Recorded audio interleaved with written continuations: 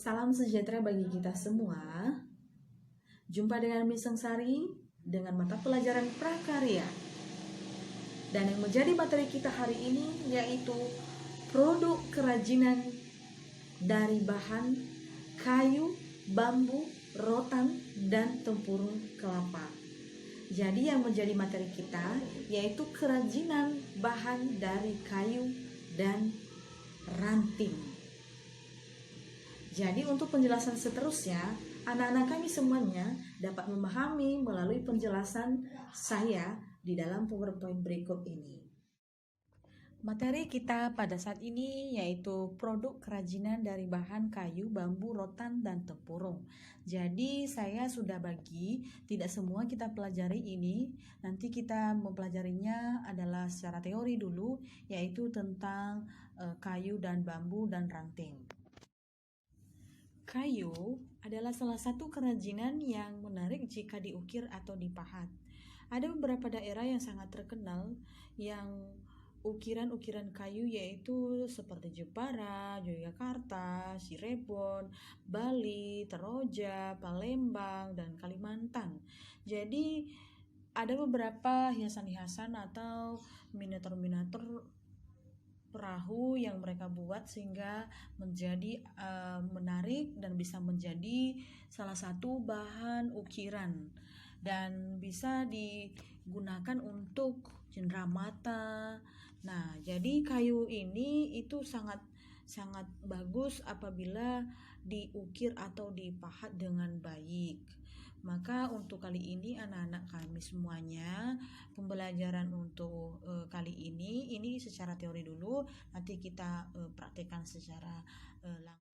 Anak-anak kami semua, ini ada gambar ini adalah ada berupa hiasan topeng. Jadi ini sudah diukir dari bahan kayu. Jadi sangat menarik sekali kalau misalkan itu dibuat hiasan-hiasan dinding, hiasan-hiasan lemari, ya. Jadi sangat menarik sekali.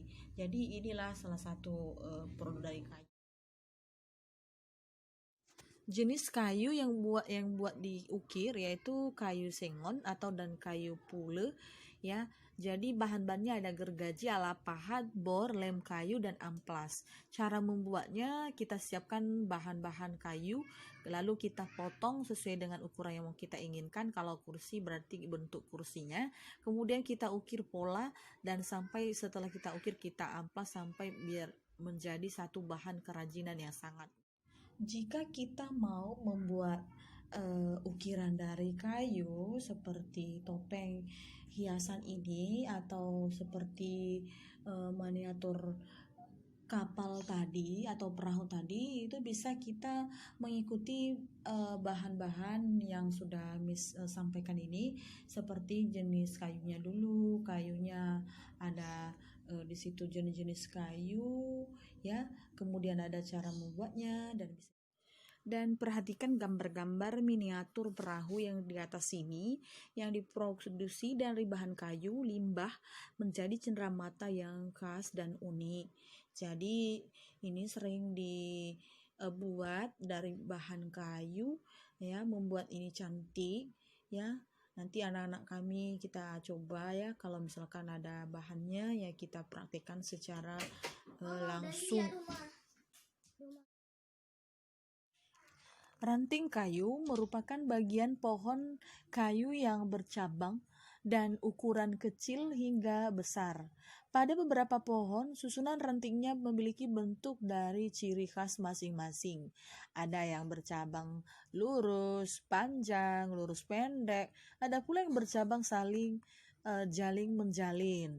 Jadi berbagai ciri khas tersebut menjadi salah satu ciri khas dijadikan sebagai bahan kerajinan, dan keistimewaannya itulah dimanfaatkan untuk menjadikan barang kerajinan dan benda pakai. Oleh karena itu ada yang mengoptimalkan menjadi bahan kerajinan sebagai kursi dan sebagai benda-benda yang misalkan bingkai foto dan bingkai mengenai cermin, karena ini adalah sangat-sangat cantik dan sangat menarik. Dan perhatikanlah gambar di atas ada ranting kayu ya yang sudah dibuat, itu bisa jadi bingkai foto ya seperti foto di atas, dan ada juga bingkai cermin ya kalau misalkan buat di hiasan dinding, ini sangat menarik sekali. Jadi itulah pentingnya sekali dengan ranting kayu ini.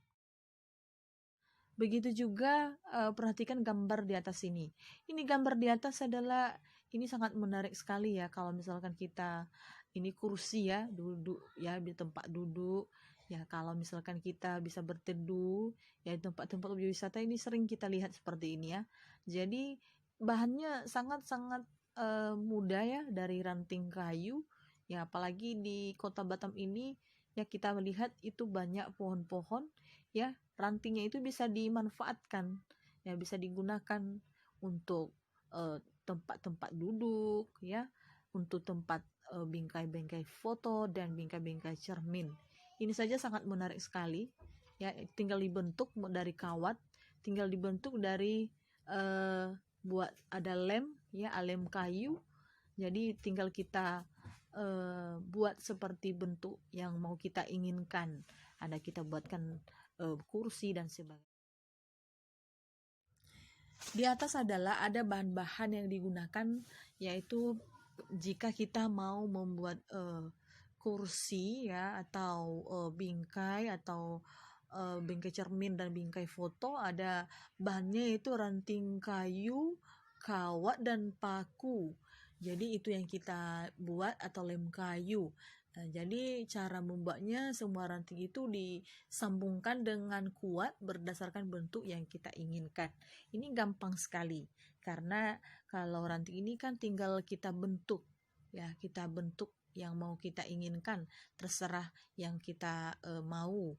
Jadi kalau mencari bahannya itu, saya rasa kalau anak-anak kami yang belajar di rumah ya mungkin tidak bisa.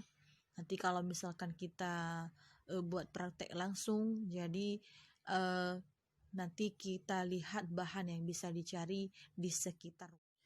Dan begitu juga dalam ranting kayu ya, kalau misalkan kita buat suatu kerajinan ya, bahannya dari ranting kayu ya, bahan yang kita gunakan di situ ada tiga, yaitu kawat dan paku atau dan lem kayu. Jadi cara membuatnya yaitu semua ranting itu disambungkan dengan kuat berdasarkan bentuk dan yang kita inginkan.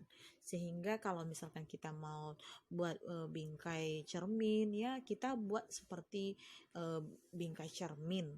Dan kalau misalkan kita buat kursi ya, kita tinggal menyesuaikan saja sesuai dengan keinginan. Demikian pembelajaran prakarya. Sampai jumpa dengan Miss Sari.